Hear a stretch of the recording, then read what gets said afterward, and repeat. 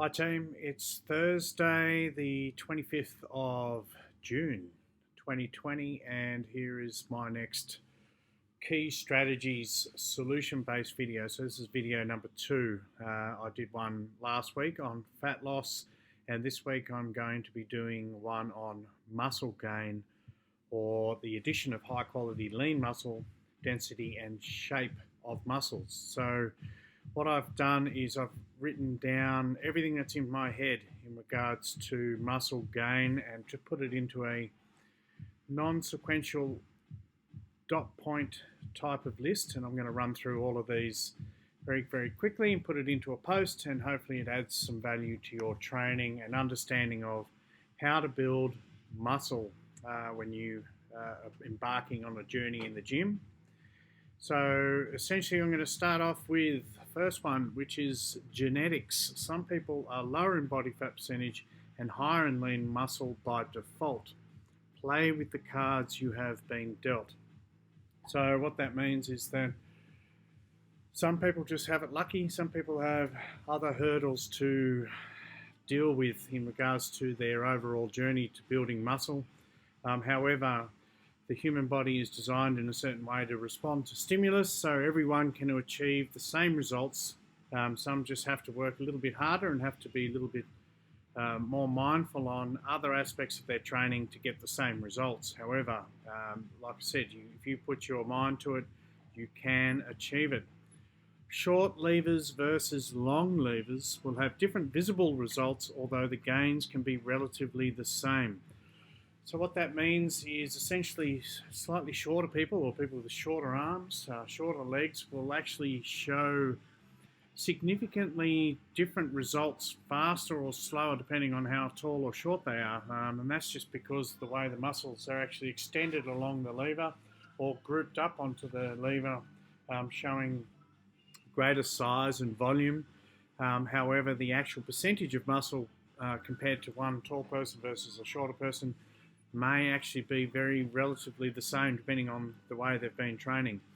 So if you're a taller person, sometimes it can be a little bit harder to achieve bulk, as they say, based on the levers. However, it's not necessarily the truth. It's just the way the individual responds to specific training. And obviously if they've got all those different aspects in place, so the stimulus, the nutrition, those type of things, you can have very similar results. It's just that sometimes shorter people just look a little bit more muscly, and that's just the way it is. Next one is anyone can change their body composition if you do the work, eat well, recover, and apply consistency. This is very true. All you got to do is essentially really apply yourself to the result. Anything short of that is going to create some sort of a yo-yo effect. So if you are in and out of your consistency, you're not recovering well, you're not really applying yourself each week, day in, day out towards your goals, there's no doubt you're going to have adverse results, and they may not be as you really want. So my suggestion there is to go for it and really focus on it. Maybe work in cycles a little bit more, and I think people who work towards like 8 to 12 week cycles can mentally and emotionally apply themselves a little bit easier, and then you can have little breaks, reset, take a little bit of a deload and then start again. So just finding out what helps you achieve consistency is very important. Okay, next point is if you're not getting the result, change your program, work harder, and most likely you will need to increase the resistance stimulus. If you're hitting a plateau, there is no doubt you're going to need to make some changes to the stimulus that you're applying to your muscles, whether that's increase in resistance or load. Maybe it's a change of the type of stimulus, whether it's slow twitch, fast twitch. Maybe it's just changing the angle of resistance through the muscle lines, meaning that maybe you're doing the same exercise a little bit too much and you need to mix it up, change the equipment, maybe even sometimes having a break for 2, 3, 4 days, maybe a deload week can really sort of get yourself out of condition, and then you go back into your training can actually help enhance the results. And there's also no doubt that if you actually work a little bit harder, so you need to work a little bit harder than most to actually get the stimulus required to actually get the results that you're after. So sometimes tagging with either your coach or someone else who trains a little bit harder than you at times might be a great way to increase those results over a period of time. And again, like I said previously, you can work in cycles, working between 6, 8, 12 weeks, whatever works for you emotionally, because it is a mental game, being able to apply consistency and actually putting yourself into that realm where you're applying stimulus to the muscles where it just doesn't have any choice but to get a result. Working in cycles works very, very well, and I've just mentioned this. So 8 to 12 weeks with a deload period to allow some deconditioning to avoid adaptive responses and the dreaded plateau. So I'm big on cycles. So the whole world is built around cycles, and when you understand how cycles work, you can actually put yourself into the science of result-based cycles. Now, again, it comes down to programming, comes down to stimulus, comes down to creating reasons for the nervous system to actually change throughout the body. And, following a program is all good and well, but I think you need to really make sure that you're hitting your numbers. You have a linear progression or an undulation program where you can actually create that stimulus, and hopefully you can push through plateaus. Definitely having a week where you can deload and just sort of recover, get some good sleep, and then move back into a new cycle, changing up the exercises, changing up the responses, and seeing how you go. It's a journey. You're not going to put on 20 kilos of muscle mass in 2 months. It just doesn't work like that. We're talking about small gains over each cycle and applying that over an extended period of time, and that could be years. And I think it is something that you will look back after 2, 3, 4, 5 years, and then you can actually see the results. It's not something that's going to happen in 6 months. Anyone that promises that is not really doing you any favors. Next one is adopt a lifestyle and training behavior that supports muscle development. So what that means is that if you're in the gym and you're doing a lot of cardio-based training, so you're on the treadmill, you're on a spin bike for 45 minutes, you're doing that 3 times a week, or you're running a marathon, 21 Ks, or you're on a massive calorie deficit type of eating behavior or something like that, you're going to find that's going to have sort of adverse results towards muscle development, because the muscle's going to require a certain amount of calories, going to require a certain amount of stimulus and repeated contraction and recruitment of muscle tissue to actually get the result that you're after. So make sure that you're doing all the different exercises and the isolated exercises, compound movements to support muscle development. If you love your cardio, that's all good and well, but it's got to fit in with your regime. And I would say if muscle development, muscle gain is your ultimate goal, then you need to do more of the muscle type stimulus than, say, cardio. Otherwise, it's going to have adverse results. So you got to choose, where do you want to sit in regards to your fitness programming. Either do it properly or accept that you will have a slower measurable results with ups and downs. So what that means is that you have to apply yourself to a program and do it well. You have to be committed to it. You can't train 2 times a week and expect to get huge, amazing results if you're not doing the volume. Volume is something that is required for any muscle definition or increases of density within a muscle. So you really need to ensure that you're doing it well, and accept that if you aren't doing it well and you are having breaks and you're not very strict with your nutrition, you're going to have more of a yo-yo up and down type of result over an extended period of time. If you're consistent, regardless of your training, over an extended period of time, you will have a result. Now, if that result is not what you're after, you're going to have to work harder and tweak your lifestyle to support the result. Accept that you will lose your muscle faster and easier than what it took to gain it. The body will adapt to the environment you put it into the most no resistance will result in some muscle loss. No resistance, of course, will result in some muscle loss. So if you're not training and you're not applying that repeated resistance towards the muscles are going to adapt to a size and density that is relative to the environment that you're in the most. So if you're not training, you might get a little bit soft in spots. If you're training and you're doing the work, you're going to get a little bit firmer and you're going to build more muscle. And it's also a slower process to build the muscle. So you can really undo your work. It's a bit like fat loss as well. If you eat poorly for, even for over a month, you will find that you can put on fat quite quickly, and then it might take you 3 times as long to actually lose that fat over that period. So being really, really mindful of what type of results that you want is going to support a greater lifestyle. And of course, if you want more muscle, you got to do the work and make sure that you stay consistent.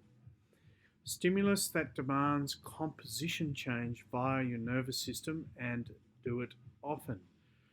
So the nervous system is very, very clever. It picks up repeated signals based on the environment that you're in the most. Now, if you go and do one workout in the gym, you're not going to just instantly put on a certain amount of size. It just doesn't work like that. But the nervous system will acknowledge that that event occurred.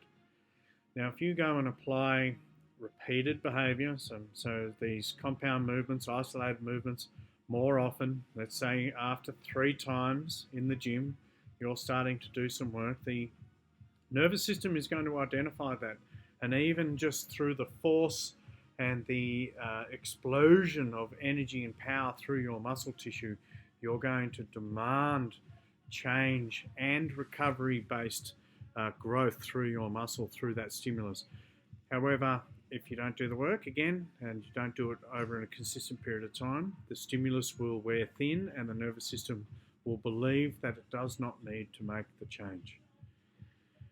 Nutrient density food choices freshly picked within 60 hours. Now, nutrition, minerals, trace minerals, vitamins are a necessary part of the stimulus in regards to building lean muscle mass. It's not just about eating protein. It's got to do with the entire electrical responses throughout the body, through each nutrition sitting, and especially if you're looking to build muscle, you need to ensure that you're eating really, really well. The rumor, or what do you call it, the myth of eating a cheat meal is not really part of your muscle growth. And I'll talk about eating freshly picked food within 60 hours. So if you picked it out of the ground or off the tree within 60 hours, you'll find that it's electrical. And those minerals and vitamins will have a greater synthesis within your body. And that's just the way it is. That's just what we should be looking to do more often. You look down on your plate, does it support your goal of muscle growth? Now, sure, you can have some protein in there, but again, you're going to need all those vegetables and all those dark greens and all those trace minerals. And if you're not getting it, you're going to need to supplement. Simple as that. Muscle gain is developed by repeated linear and undulated linear resistance, force-based stimulus to muscle lines. Now, what that means is linear is a bit like an exponential chart. So the best way to explain it is each week you're increasing your resistance by, let's for example, say 1 kilo. So your deadlift is 50 kilos 1 week, and then the next week you go 51, then you go 52, 53. That's a linear progression.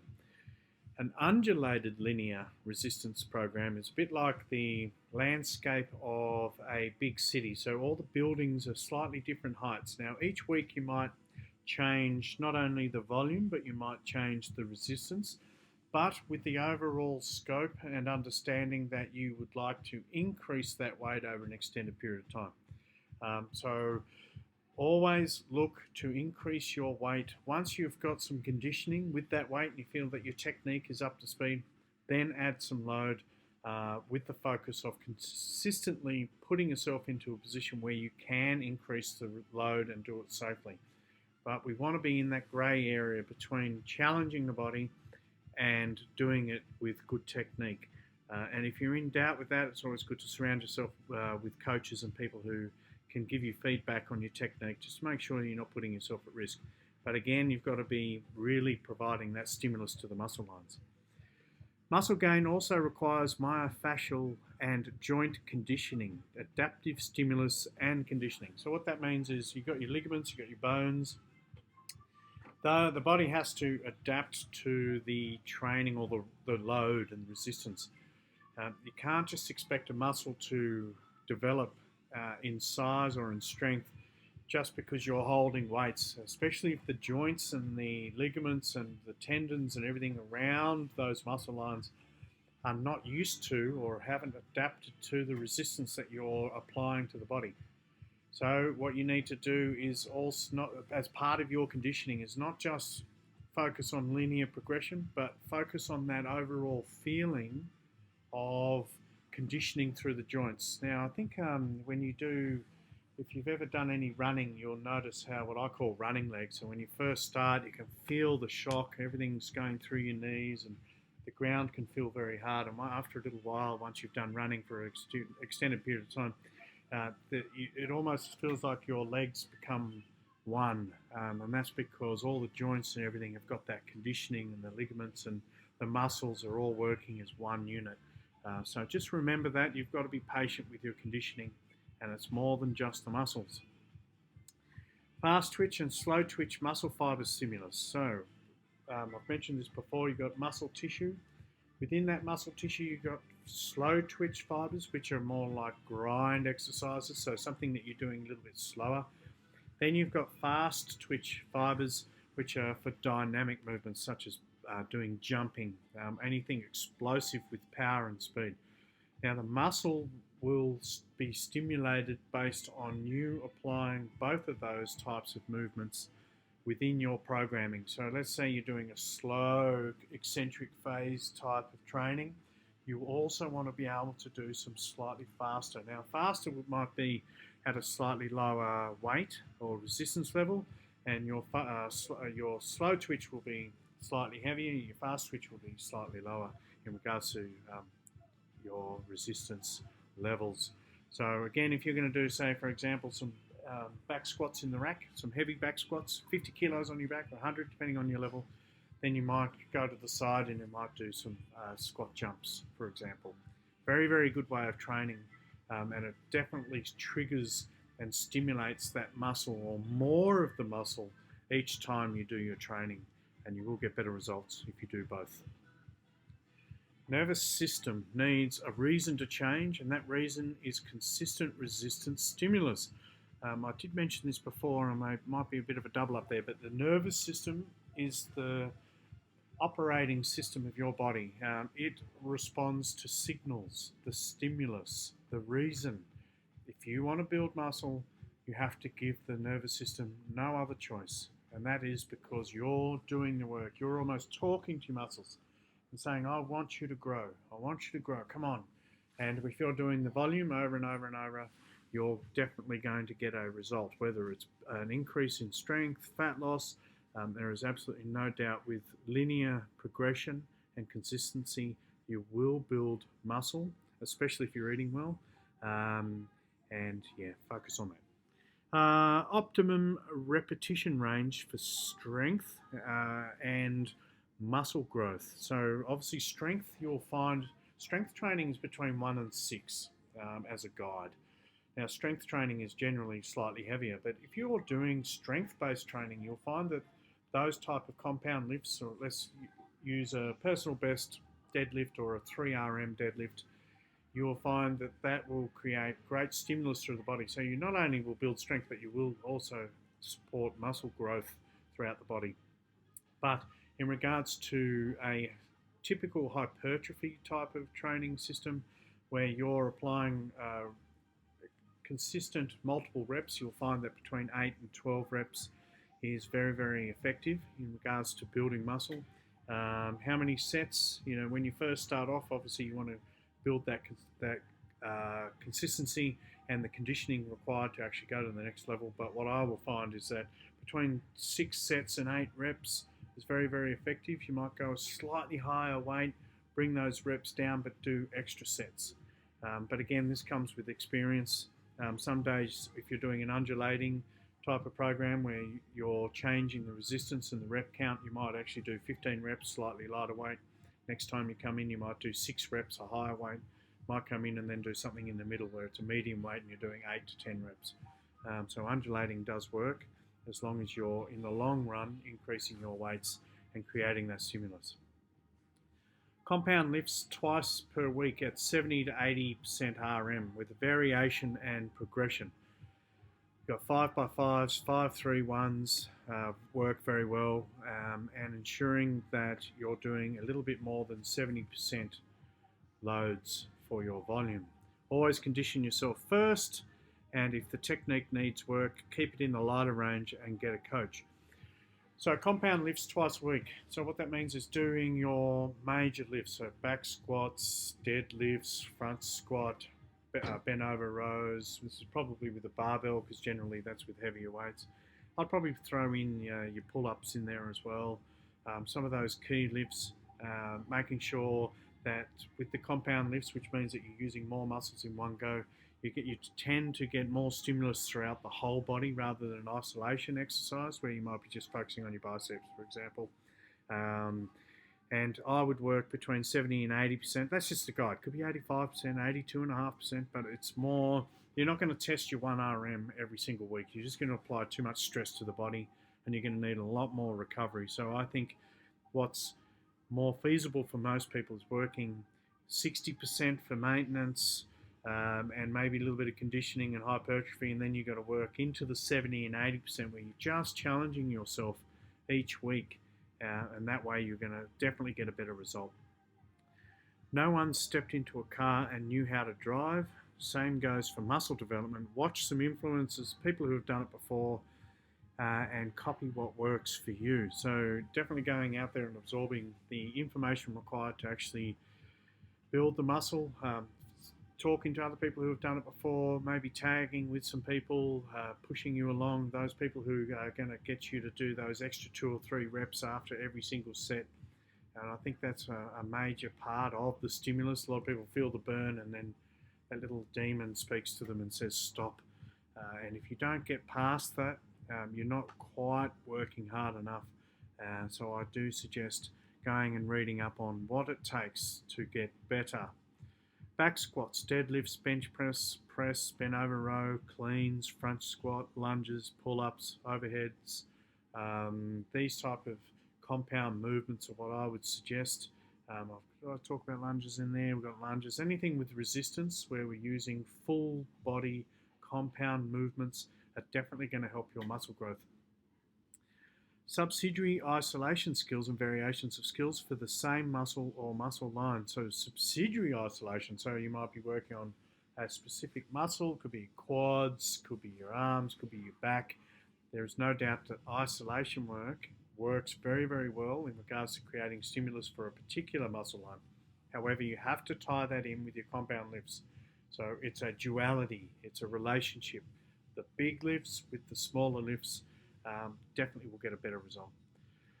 6 times 12 to 15 rep sets for isolation skills work very well for hypertrophy.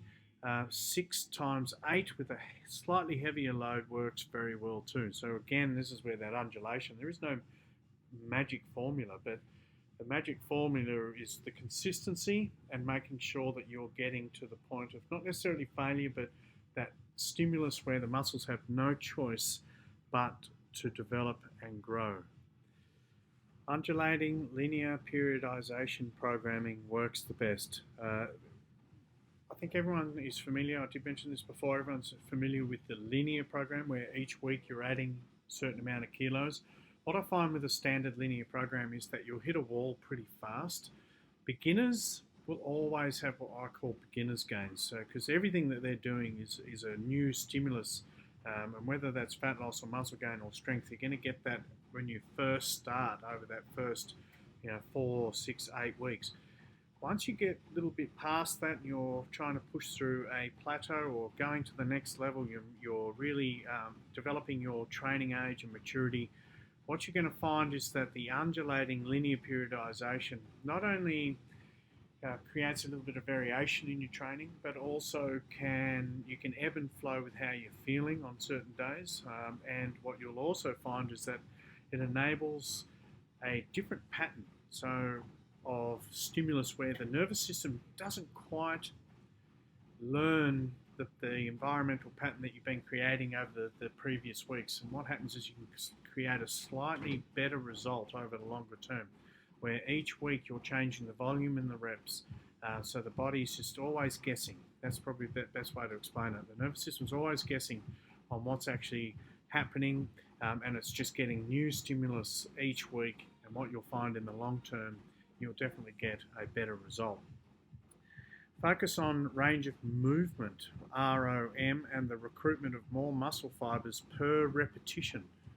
So what that means is if the bottom of a movement to the top of the movement, what we're doing is getting a full contraction of the muscle. It's like when you hear someone say with a squat, get your ass to the grass. People want you to get below parallel in the squat. That's because what we're doing is recruiting more of the larger muscles in particular, in regards to the example of the squat. And when you do that over an extended period of time, we counted all of those reps up where you're moving more of the muscle tissue per rep over an extended period of time, you're definitely going to get a better result. And especially if we're counting it up over a year or 2 years. So what I tend to suggest is people really engage what they're doing and extend all the way out and extend all the way in, especially for beginners. That's what I would teach. There is absolutely no doubt that as part of your training you can do some half reps and working the muscle in different ways, but it's not what we teach in regards to range of motion. That would be more an adaptive part of your training and an added element of your training. So focus on range of movement, full distance. Start with 3 sets of 10 for conditioning and then progress upwards. 3 sets of 10 is a major stereotype type of suggestive training program for anyone. If someone comes in, we'll go, let's do 3 sets of 10. Anyone that's just started or has a certain level of conditioning probably is best to start there. I mean, that's 30. In some ways, I could say it's only 30 reps. When you get really serious, you'll find that you might be doing 100 reps of certain skills per session.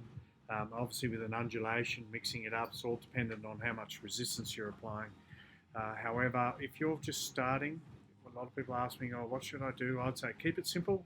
Focus on the primal movement pattern: squat, lunge, twist, bend, all those type of push, press, push and pull type of exercises, and just focus on keeping it really simple. 3 sets of 10.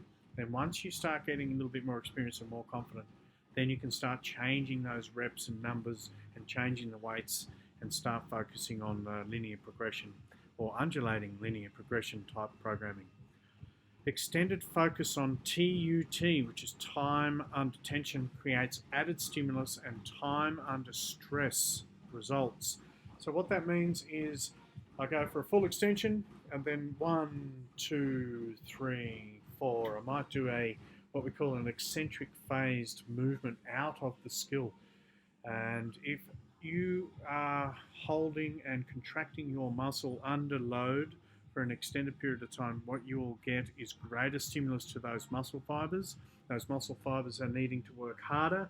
You'll probably pop those little muscle fibers more often, and that will stimulate the nervous system to actually grow more lean quality muscle mass over an extended period of time. So they call it TUT, time under tension. Don't just go in and out of movements. Yes, it is valid. You could say that that's power training or speed training or fast twitch muscle fiber training. However, what I would suggest for muscle growth is the first point of call is to make sure you're doing linear and eccentric based type of training. In 1, out in 2, 3 or 4 type of tempo type training. Trace minerals, vitamins and supplementation. You can't eat rubbish and expect to build good muscle, right? It's just not going to happen.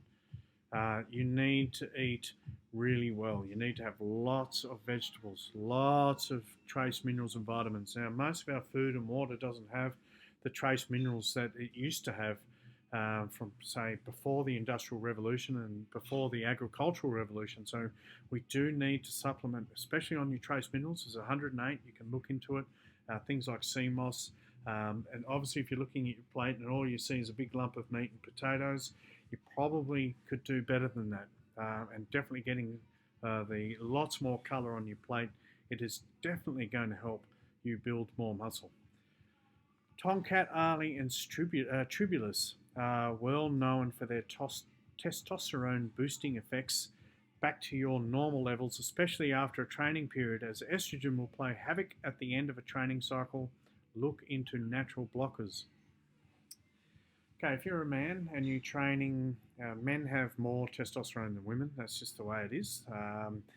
Now, there's no doubt if you go and train really hard for 8 weeks, you're going to not only stimulate your testosterone, you're going to utilize your testosterone, but what you're going to also find is that you will deplete some of your testosterone over a period of time, and estrogen will come in, start attacking your muscle, maybe storing a little bit more fat onto your body. So what we want to do is supplement on Tomcat, Arley and Tribulus to try to recreate the natural testosterone levels. Now, it's not an anabolic. It's not an anabolic steroid where you're adding extra testosterone to your natural levels. It's just supporting a metabolic increase of your testosterone back to its normal levels and trying to alleviate estrogen coming through. Whether you're a man or a woman, you're going to find that estrogen will start to play havoc within your cycles. So you can look into some of the natural blockers, you can Google it, and maybe looking into supplementation and adding these into your diet and within your cycles. Now, protein, 2.2 grams times, or 2.2 times your body weight in grams. Some say 1.6. Now this is one of those bro sciences, and I do read a lot about different various perspectives on what type of or how many grams we should be eating per day to increase our testosterone or our protein levels within our body. But what you'll find is that eating and ensuring you're getting your protein is probably the way to go. So when you're looking at your food, make sure that you do have protein within your diet. Whether you want to use a 2.2 type formula or a 1.6, I don't think it matters too much as long as you're eating well. And I'm not talking about overeating protein. The body only really synthesizes around about 28, 26, 25, 28 grams of protein per metabolic digestive period. So if you go and eat a steak that's got 100 grams, it's a kilo steak with 100 grams of protein in it. It's not going to do you any greater than the 25, 26. Your body's just going to pass the rest. That's just how it is. So you only need to eat the right amount of protein within your nutrition and focus on that. But again, you need to also focus on your nutrients and trace minerals and vitamins. What have I got here? Eat high quality, non-GMO, non-hormone protein, meat or vegetable based on your preference, and do the work. So there is no magic formula in regards to protein. Protein is protein, whether it's vegetable or meat. That's just what it is. You'll probably find that, in my opinion, vegetable proteins are better than meat proteins. There's obviously some differing perspectives out there based on people's own experiences. So you just got to work out what works for you and go for it. If you give yourself enough time and are consistent, you'll get a good result. 2-year macro cycle with multiple micro cycles within it. So you want results? Give yourself 2, 3, 4, 5 years. That's probably what I would tell you as a coach. I'm not going to tell you that I'm going to give you a result in 6 to 8 weeks. The 6 to 8 week cycle is the start. It's a block of stimulus, and each block we want to apply is like Lego pieces. You want to have one cycle, complete it, do it well, have a deload, collect your thoughts and your emotion, get back into it, and then apply another cycle. And you add cycle, cycle, cycle, cycle, put them all together over an extended period of time. So you've got little micro cycles into a big, longer term macro cycle. Then in hindsight, you'll look back and then you'll see your results. Results are only ever understood in hindsight. So I suggest do the work, Focus on smaller microcycles and string them together. Develop your training age and see how you feel and look in 5 to 10 years of repeated gym. It's a journey, it's a lifestyle, live it and become it. So you want the result, you have to be the result. So you're part of the lifestyle. When you look in the mirror, when you everything that you do on a daily basis has to be reflective of the results and the feelings and all those things that you want in your life. If you don't have those applied within your lifestyle, all the little minor aspects, whether it's nutrition, mindset, consistency, community, environment, it's just not going to happen and your results will suffer. So that's my list, and I hope that's what I had. And there's obviously I've missed some things. There's always going to be more. However, that's just what I wrote down. I hope that adds some value, and I will be doing another video very soon on strength training and how to apply strength gains to your body. So that's my muscle gain. Hope it was of value, and I'll see you in the next video.